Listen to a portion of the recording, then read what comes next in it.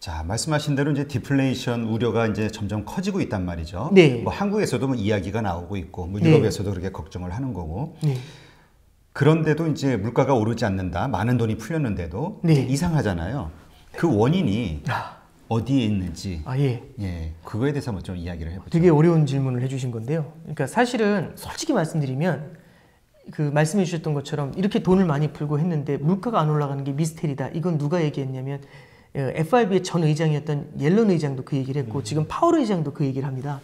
그러니까 페드 중앙은행의 의장이 모른다고 할 정도면 뭐 저 같은 사람이 정확하게 진단한다는 건 좀 어려울 것 같은데요. 그냥 다만 몇 가지만 좀 이렇게 그 포커스를 둘 수 있는 점을 좀 말씀드리려고 합니다. 첫 번째는 뭘 말씀드릴 수 있냐면 국제유가가 하락한 겁니다.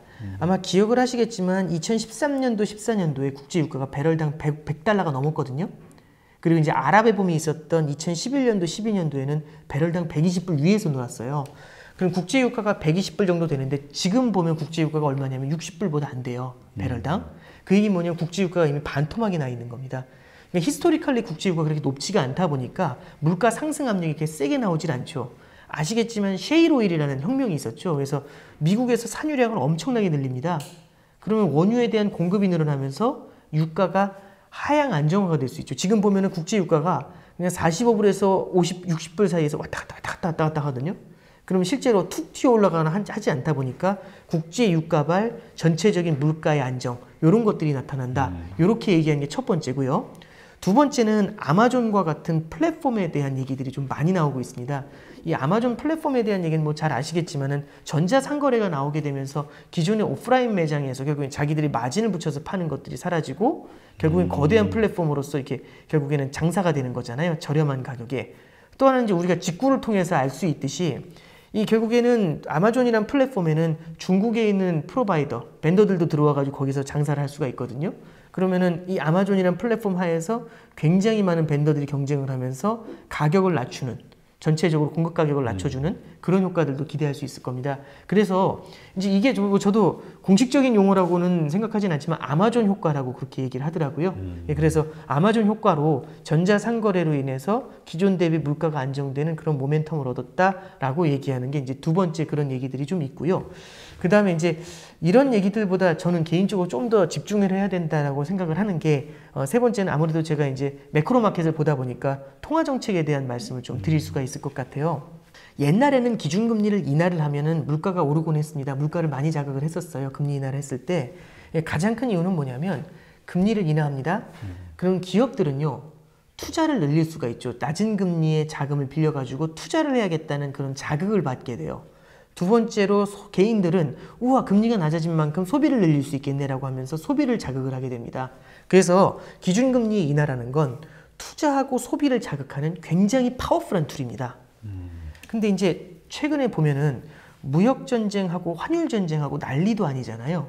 그럼 그 얘기는 뭐냐면 무역전쟁, 환율전쟁의 한복판에서 기준금리 인하해 줍니다. 그럼 기업들이 과연 투자를 늘릴까? 투자를 늘리면은 사람들의 고용이 늘어나고 고용이 늘어나면 소득이 느니까 소비가 늘어서 물가가 올라가겠죠. 마찬가지로 개인들이 금리를 낮추면서 소비를 늘리면은 물가가 올라가겠죠. 근데 무역전쟁과 같은 미래에 대한 불확실성이 굉장히 큽니다. 그럼 금리 낮춰주면 어떻게 되냐면 쟁여놨습니다. 최대한 버티려고 하거든요. 소비를 늘리거나 투자를 하려고 하지 않아요. 그렇죠. 예. 무역전쟁의 한복판에서 누가 투자를 하겠습니까? 그러면 지금의 금리 인하라는 게 사실상 그렇게 투자라든지 소비를 자극하는 그런 효과를 못 가져온다는 얘기죠. 그게 하물며 양적 완화까지 갔었을 때도 그 효과가 제한된다. 이렇게 볼 수가 있는 겁니다. 그래서 결국에는 물가가 하락을 하면서 결국엔 돈을 많이 푸니까 이 돈이 어딘가에 가서 고여야 되는데 투자하고 소비에 가서 고였으면 물가를 올렸을 겁니다. 근데 그게 아니라 이게 부동산 시장으로 갑니다. 그러면 상위 1% 자산가들의 부가 늘어나고 빈부격차가 커지겠죠.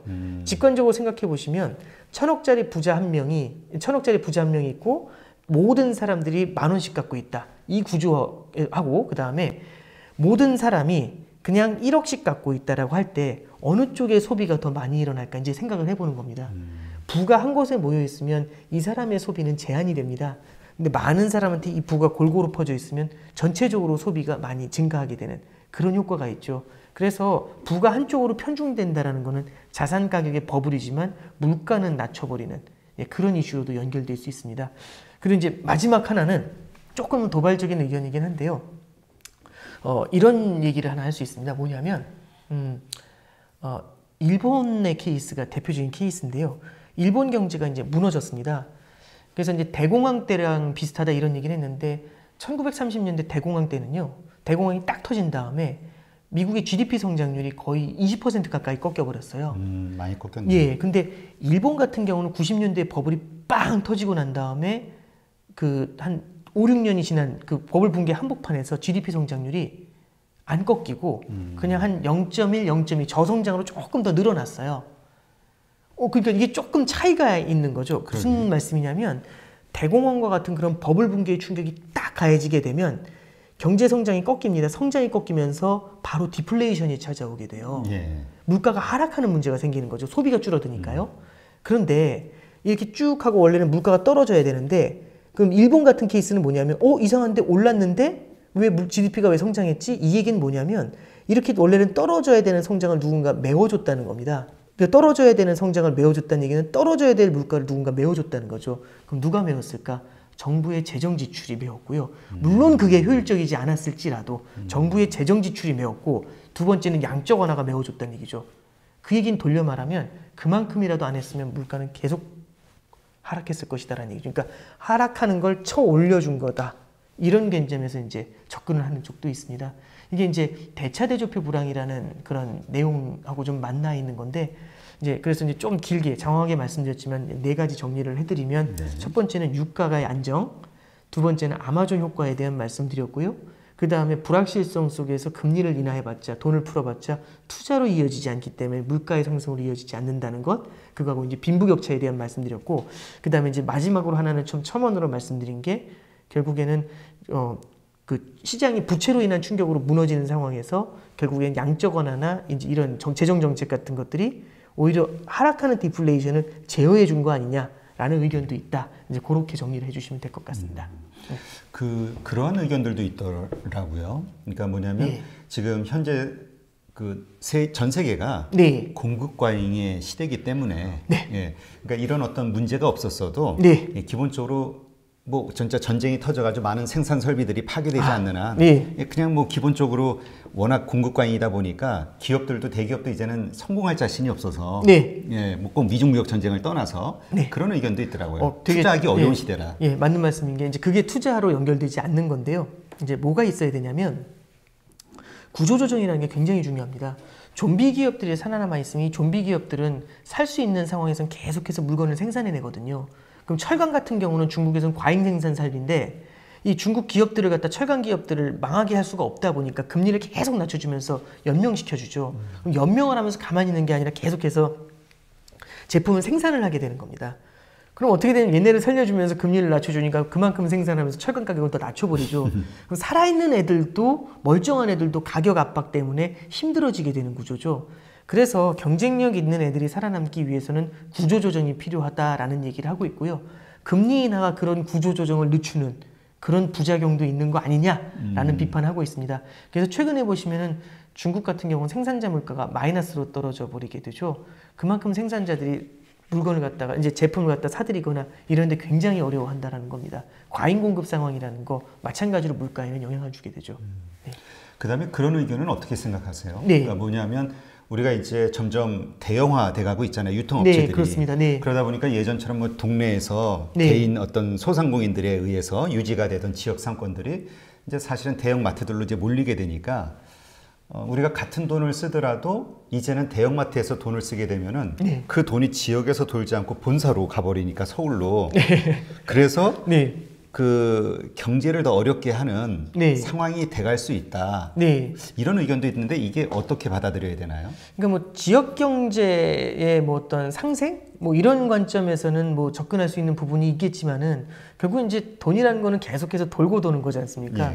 그러니까 뭐 특정 지역으로 몰린다고 해서 다시 그 돈이 외부로 다시 내려오지 않는다라는 그런 역할은 없는 것 같고요. 제 생각에는 오히려 이제 그 약간은 좀 큰 관점에서 접근하는 게 좀 좋을 것 같아요. 그리고 다만 어떤 것들이 있냐면은 미국이 이제 다국적 기업이다 보니까 전 세계의 그런 거대한 공룡들을 가져오면서 그 나라의 생태계를 파괴하고 그 기업들이 전 세계의 부를 미국으로 계속해서 몰고 오고 있다라는 얘기를 하고 있거든요. 그래서 미국발 불황을 얘기할 때 이제 그런 얘기가 나오게 되고, 그럼 미국은 어떤 경쟁력을 가지고 그들을 제압하는가? 아마존이 그 대표적인 케이스죠. 그래서 그 맥락도 어떤 의미에서인지 아마존하고도 조금 만나 있다라고 그렇죠. 생각할 수 있습니다. 아마존 효과. 예. 그러니까 일방적으로 한쪽으로 이게 뭔가 네. 추가 기울면 네. 선택하기가 쉬운데 네. 양면이 다 있으니까 예, 왜냐하면 소비자 입장에서는 가격이 싸지면 좋은 건데 네. 이게 결국 그것 때문에 기업이 어려워지고 결국은 또 우리한테 부메랑이 돼서 네, 그렇습니다. 또 어려워지니까 네. 그렇다고 해서 싸지는 만큼 수요가 늘어나면 좋은데 그건 또 어려운 거고 네, 그렇습니다. 인구 문제 네, 때문에 네. 참 하여튼 경제라는 거는 이게 계속 그 공부를 하면 할수록 네. 참 답을 찾는다는 게 어려운 얘기구나. 정말 어렵습니다. 이게 정반합이 계속 나타나고 작용 반작용도 계속 같이 일어나는 이제 그런 세계죠. 네. 그러니까 이게 어떻게 보면 정말 그 합리적이고 논리적이어야 되는 부분인데 결국에는 운이 좋아야 된다라는 생각이 시기적으로. 네, 다만 이제 그 시기가 물론 당연히 운이 좋아야 되고요. 미래를 본다라는 건 사실 좀 어렵긴 하지만 과거를 통해서 지금이 어떤 식으로 흘러가고 있는 건지 그런 건 이제 좀 예상을 해볼 수 있는 그런 케이스라고 생각할 수 있겠죠. 네. 그렇죠.